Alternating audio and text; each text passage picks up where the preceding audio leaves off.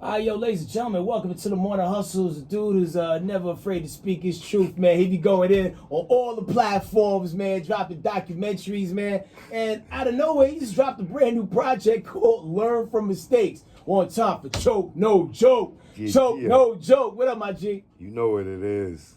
Ain't nothing, I'm chilling, man. BX all day, you know. Every day, all day. Now, first and foremost, man, you have amassed quite a rabid fan base on social media, man. Right. And just to watch it kind of grow from, like, you know, just you posting Instagram videos to you now going up on YouTube as frequently as you do. With a lot of people who, like, not only support you by, like, showing up, but also paying for the information and paying for the commentary as well, man. Yeah, I mean, I got a Patreon channel, you know, and that's more for, because there's a lot of people out here that like to support you. I'm not going to say like to support you. They support you because they like what you do and they respect what you do. And they know, like a lot of us, we independently do this.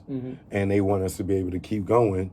So you get people to donate, or, you know, I built the Patreon for that purpose, for those that want to continue to support me, but I'm giving them something opposed to just straight donations. That's why I got merchandise and things like that, because people want to support you and you just don't want to always just take donations. You want to give them something for, you know, what they supporting you for. Well, you know, one of the things that you have been giving people is not only amazing stories, you know, whether you talk about through the, you know, the tunnel series that you was doing, you know, like, you know, on a DVD, you can still pick those up right now. A lot of game to be given. On ChokeNoJokeProductions.com, you can get all those, even the Hip Hop Nucleus, the documentary. But even like the nuggets of information you drop about like things within the industry that the avid person may not be keen to, you know what I'm saying? Like, you know, if you follow Choke No Joke, a lot of Jay-Z conversation, you know, and this has been like an ongoing thing. And I know like you've been following everything that's been going on with the whole like Reasonable Doubt NFT thing with him and Dame Dash. And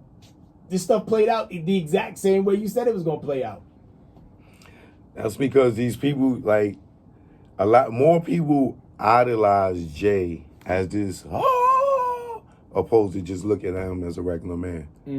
So, the way Jay-Z moves, the way he moves, the way his wife moves, like, you never seen him pick his nose. True. You never heard him fart in a room. you know what I'm saying? So people think he's just this perfect person. You know what I'm saying? And Dame was more transparent. So people, you know, Jay's famous line in one of his songs is, you know, you don't argue with a fool because from a distance you don't know who's who, right? So Dame may look like a fool to people because of him wearing his emotion on his sleeve. Right. But he was a smarter businessman. But as far as taking a legacy to where it is today, you know what I'm saying? Dame's still a part of that legacy, even though Jay be trying to erase him from history. You know, this NFT thing is another example of that. You know, like, how do you stop a guy from making a sale for something that y'all both own and from creativity? That's a tough thing to navigate, because even when you talk about, like, I know that, like, Jay was suing the photographer who did the pictures for Reasonable Doubt. And I know a lot of times, that's connected to the Dame selling the NFT. If Dame could sell the NFT, he could sell the photo. Right. So they did it. Both of them got deaded in court, apparently. So it won't be a sale of Reasonable Doubt. You know what I'm saying? But when we was at Roc-A-Fella and Roc-A-Fella was splitting, right? Well, it wasn't even splitting. Jay lied to Dame and Biggs and said that, yo, I'm not doing this no more. I'm not rapping no more. Let's sell our they did a deal with Def Jam. First it was 25%, and then they still own 75. Then they sold off another 25. Then that's when they was 50-50 partners. Because remember when Dame said to Kevin Liles, oh, y'all just a quarter water?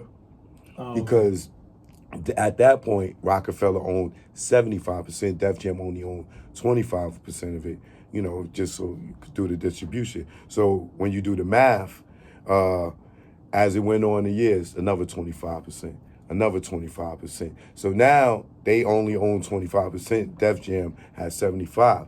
Jay-Z tells Dame and Biggs, yo, I don't want to do this no more. And this is around the time like Blackout. This right? is 2004, Okay. 2005, yeah. So Jay tells them that, and they believe him. You know what I'm saying? But me, I'm telling Dame, he's lying. Mm-hmm. You know what I'm saying? He's over here trying to start Carter Faculty Records. Remember that? And it boomed because he's not Dame. Mm-hmm. You get what I'm saying? He's not the CEO he's not the label owner type of guy. You know what I'm saying? Dame holds that. You know what I'm saying? Even Irv was better at it than him. You know what I'm saying? It's just Jay has the name. So Jay tells them, yo, I don't want to do this no more. But what it really is I don't want to split the money 3 ways no more. So he gives Dame the ultimatum. Let's cut Biggs off. So Biggs is no longer involved in that. No. That's what Jay wanted. Okay. Dame was like, I don't want to do that. That's foul. You know. All right, well, yo, I don't want to do this no more. Let's sell the company.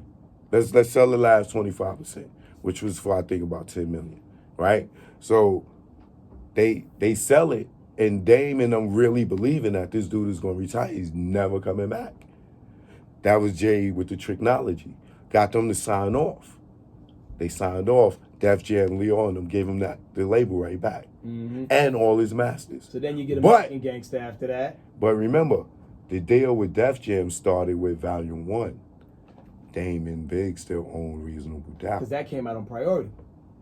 And they still owned it. So when Jay screwed them and tricked them out of that he wasn't going to do it no more, he gave them an ultimatum.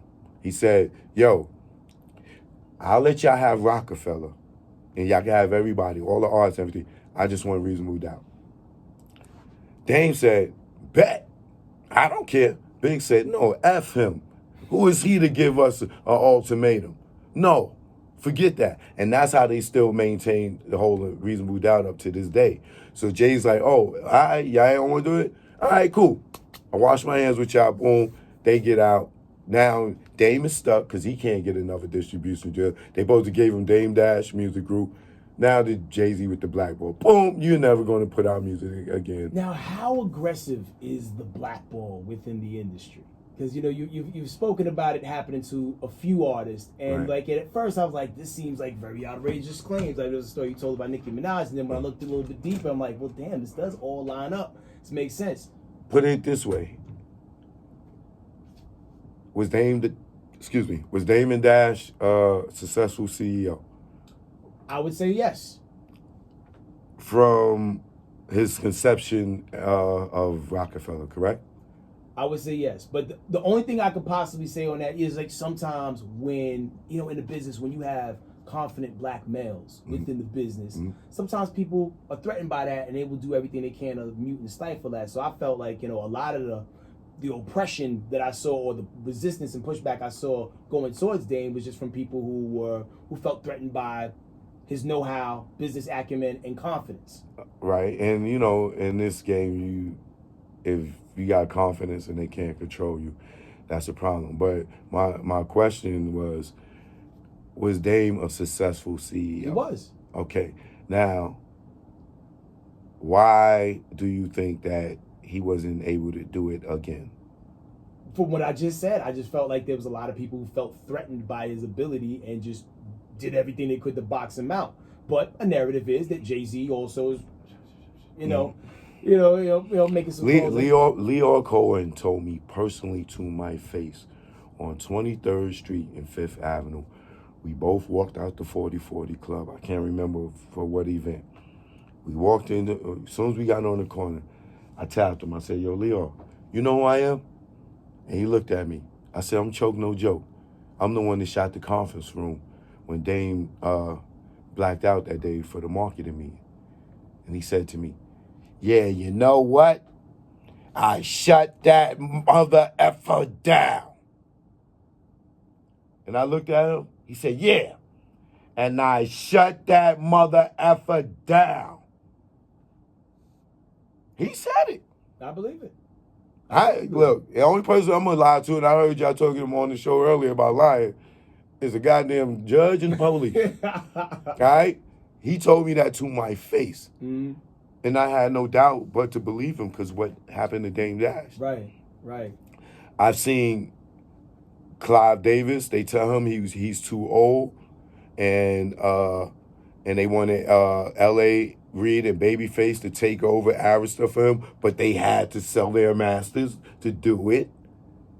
BS, but that's how L.A. Reid and Babyface lost their masters, and they tell us Clive Davis is too old to run Arista, and they get these brothers to go over there, and then when they get over there, they give Clive Davis J Music, J Records. Right? Dame Dash. Consolation prize. Dame Dash, and then Clive Davis does it all over again. He signs Alicia Keys, Olivia, he does it all over again. Dame Dash is very successful with Jay-Z, Beanie Siegel, State Property, Cameron, Dipset. I could go on. Even earlier in Freeway. Roc-A-Fella Film, Streets is Watching. Streets is Watching. All like films, albums, compilations, proven success. All you got to do is give him the talent, give him the budget, and let him go. Right? If you can move Clive Davis to J Records, you telling me Dame couldn't have went and ran Interscope or Epic or any of these? Yeah, he could have. But why they ain't? Because they put their foot on his neck, which y'all call the blacklist.